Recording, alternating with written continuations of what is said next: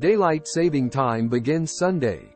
When to set your clock forward, how to prepare, and more. Most Americans, including Illinois residents, will shift their clocks ahead by an hour this weekend, signaling warmer temperatures and brighter days ahead. The official time change will take place at 2 a.m. Sunday, with clocks jumping forward to 3 a.m. in states that observe daylight saving time. Under provisions of the Energy Policy Act of 2005, which amended the Uniform Time Act of 1966, daylight saving time begins every year on the second Sunday in March. Under the law, that time change will remain in effect until the first Sunday in November. According to officials, the change will push sunset to nearly 7 p.m., a barrier that will be broken on St. Patrick's Day next week. While we'll see more hours of daylight, that'll come with a trade-off: one less hour of sleep. Here's everything you need to know about DST, including its background, the controversy surrounding it, and how to cope with losing some vital sleeping time. When does daylight saving time start? Under provisions of the Energy Policy Act of 2005, which amended the Uniform Time Act of 1966, daylight saving time will begin on the second Sunday in March, which in 2023 will fall on March 12. The time change will take place at 2 a.m. At that time, the clocks will jump directly to 3 a.m., differing from the autumn time change when clocks fall back to 1 a.m.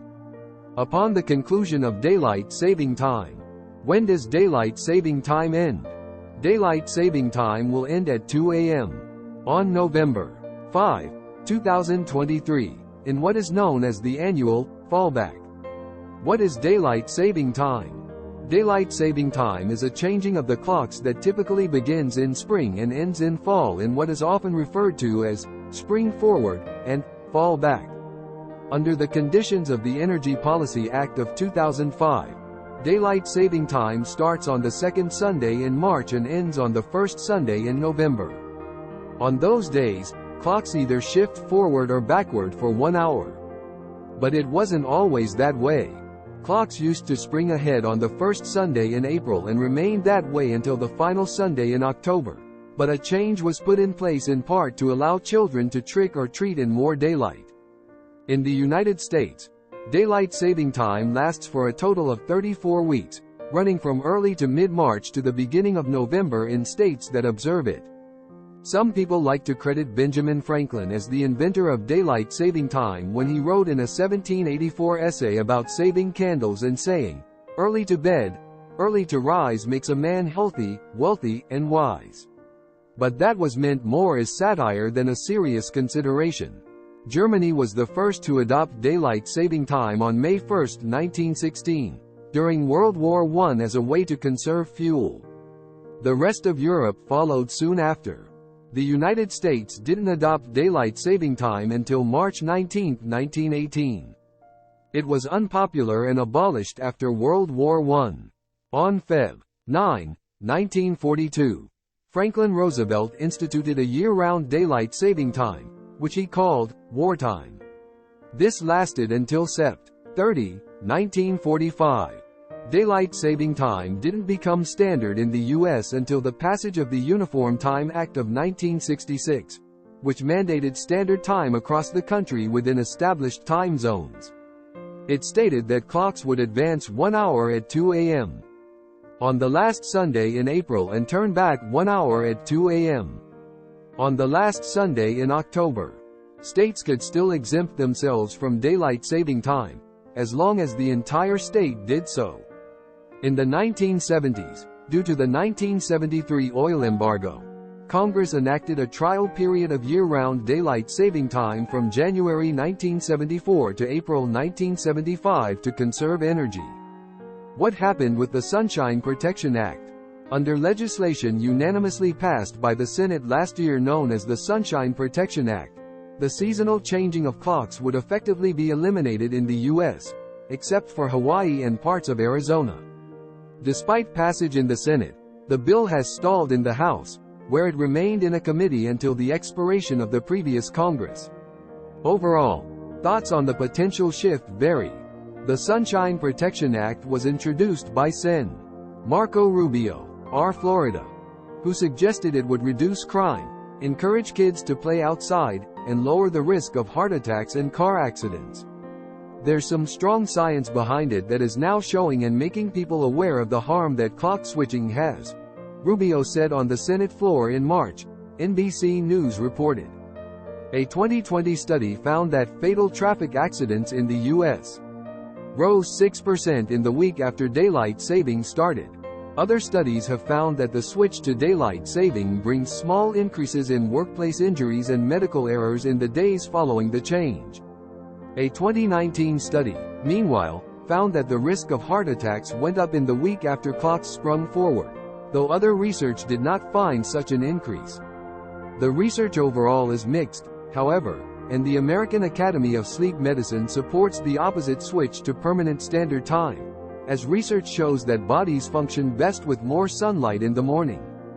I have received calls from constituents who prefer permanent standard time because they have safety concerns for children who have to wait too long in the dark during winter for the school bus, said Rep. Jan Schakowsky, of Illinois' 9th Congressional District and a Democratic member of the House Energy and Commerce Committee, where the bill currently sits. Schakowsky said she has also heard from constituents who prefer longer daylight hours and as a result support permanent daylight saving time. While the Congresswoman said there does not seem to be a consensus among voters, she stated, "We know that the majority of Americans do not want to keep switching the clocks back and forth."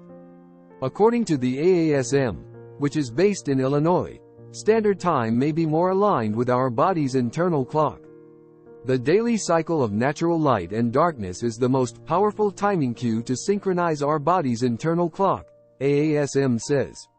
When we receive more light in the morning and darkness in the evening, our bodies and nature are better aligned, making it easier to wake up for our daily activities and easier to fall asleep at night.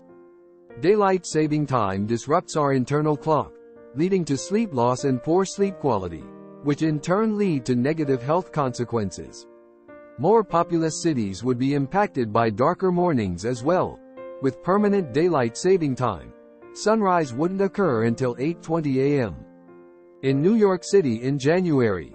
In Los Angeles, sunrise in January would be at almost 8 a.m., and in Minneapolis, sunrise would be at nearly 9 a.m. Which states observe daylight saving time? Nearly every U.S. state observes daylight saving time, with the exceptions of Arizona, although some Native American tribes do observe DST in their territories, and Hawaii. U.S. territories, including Puerto Rico, American Samoa, Guam, and the U.S. Virgin Islands, do not observe daylight saving time. What is standard time? According to the website Time and Date, standard time is the local time in a country or region when daylight saving time is not in use. More than 60% of the countries in the world use standard time all year, the site says.